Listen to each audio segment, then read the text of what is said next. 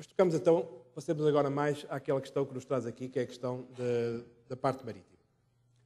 Obviamente que questionamos muitas vezes se Portugal é ou não deverá ser a porta marítima para a Europa. No mercado de globalização, como se referiu logo no início o professor, a verdade é que a posição geográfica que nós estamos situados em relação a essa Europa não é propriamente um fator que nos beneficie muito. Estamos um pouco afastados dos centros de negócio, reconhecemos isso. A rede de comunicações ferroviária não é propriamente muito eficaz na ligação entre Portugal, Espanha e o resto da Europa.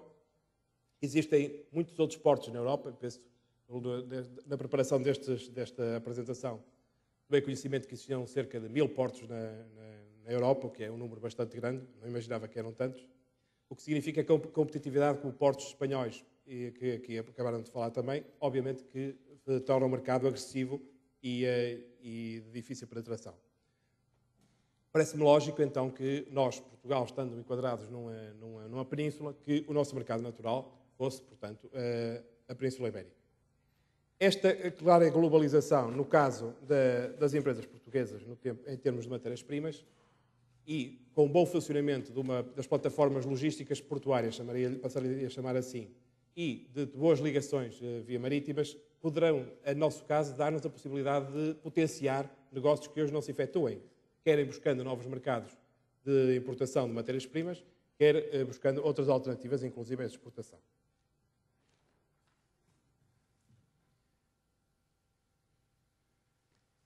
Por outro lado, também sentimos que a competitividade modal é uma competitividade que existe. Sentimos que o transporte rodoviário, no nosso caso, que é onde nos assentamos fundamentalmente, apresenta uma diversidade de fornecedores muito grande, portanto existem muitas alternativas a nível de contratação. As infraestruturas têm tido uma aposta forte de vários governos passados, o que significa um desenvolvimento profundo, e hoje é fácil, temos que reconhecer, circular rodoviário.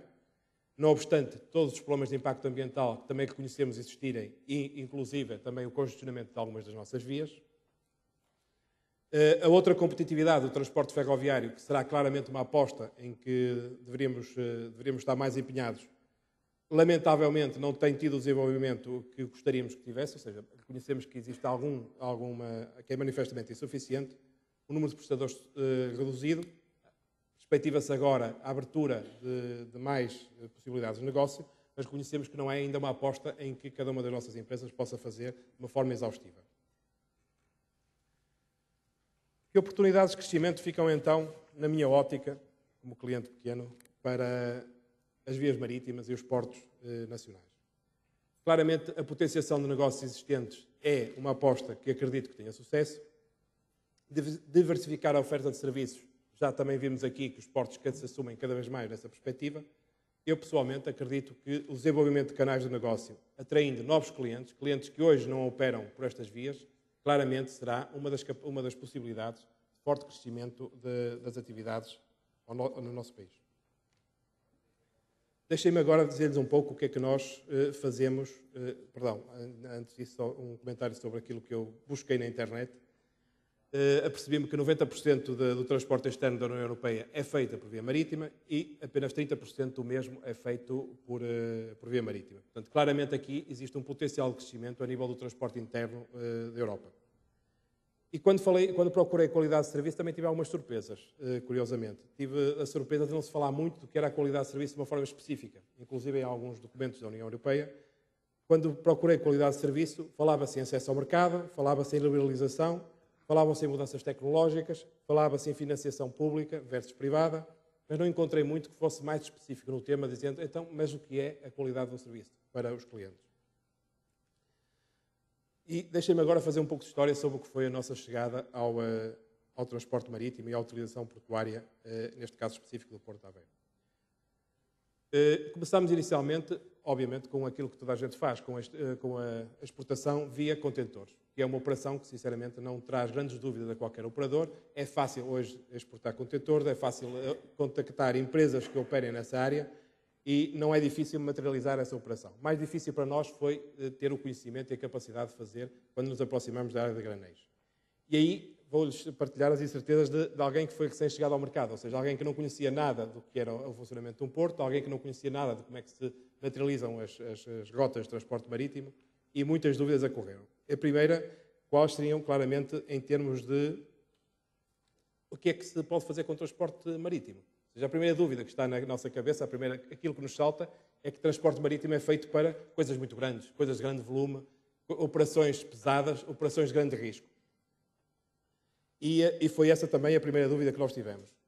A questão foi se a nossa operação seria viável, ou seja, uma simples importação de uma matéria-prima, que ainda não referi, mas passo a referir agora, que é casco. Casco é tão só como o que é triturado do reciclado de cada um dos nossos vidrões, ou seja, depois de conjugar todos os vidrões num ponto só, esse vidro reciclado é utilizado nas fábricas de vidro, naturalmente, para fundir, e isso é o que nós normalmente importamos do exterior.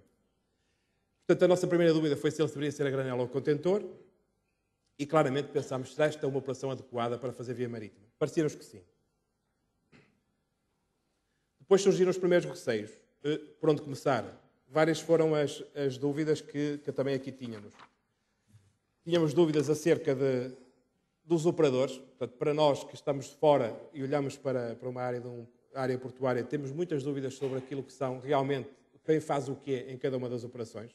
Sabemos claramente que a nível das importações, fora da União Europeia, existem as alfândegas e os despachantes, sabemos isso, mas depois deparamos com mais uma série de intervenientes que não estávamos acostumados no transporte mais convencional rodoviário. Aparece-nos o agente de navegação, aparece-nos o transitário, aparece-nos o operador portuário, aparece-nos o armador e reconheço que tivemos alguma dificuldade em nos posicionar com quem seriam os nossos contactos. Não ficámos por aí no nosso receio e, passado algum tempo, sentimos mais alguns obstáculos. Aquelas dúvidas de quem realmente não conhece barcos a fundo. Ou seja, os navios serão ou não compatíveis com aquilo que nós queremos fazer? Ou seja, os navios que estamos a contratar, estavam neste caso a fazer operações baseadas em Inglaterra, seriam ou não compatíveis com os portos e qual os portos que nós podemos utilizar? Dúvidas relativamente à descarga. Como é que vai ser a descarga deste novo produto? Ou seja, não sendo algo inovador, o casco não é nada do outro mundo, é uma espécie de areia com uma granometria maior, mas a verdade é que não tínhamos experiência de qual seria o tempo de descarga, qual o número de dias que necessitávamos contratar com o nosso armador para o seu barco, quais seriam os custos resultantes. Eu relembro também, para perceberem um pouco todo este enquadramento e estas incertezas, que estamos a falar em que a variação de pequenos cêntimos é o suficiente para tornar a nossa atividade útil ou não, porque o casco, sendo uma matéria-prima substituta, ou seja, não é uma matéria-prima de base de produção de vidro, portanto é um substituto, obviamente que terá que ser, quando chegar cá às nossas fábricas, chegar a um preço mais competitivo do que a matéria-prima tradicional, naturalmente.